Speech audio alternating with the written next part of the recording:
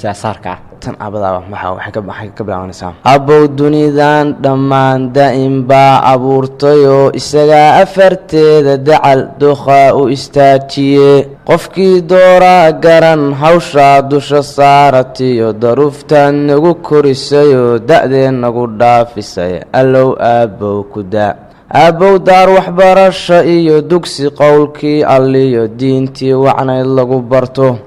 adaa igu dadaalaye allow aabow ku daa nimaadu dardaarantood akhlaaqda ku daadihisaybaa ruux lagu daydo noqdo bulshadu wada daawataye allow aabow ku daa naqdoogoo baxaya gu-iyo dayrtoo da-aysa sidaan looga doorsan karin ayaan ku daydayaaye allow aabow ku daa herkaad nala doonaysiyo darajadii aad nala jeclayd hadday dantu ku diidayoo daruuftu ay kula hadhay dadaal xumo maahane allow aabow ku daa in diyaaradii duusha oo daruuraha sare la maro badweyn doon hee haabta iyo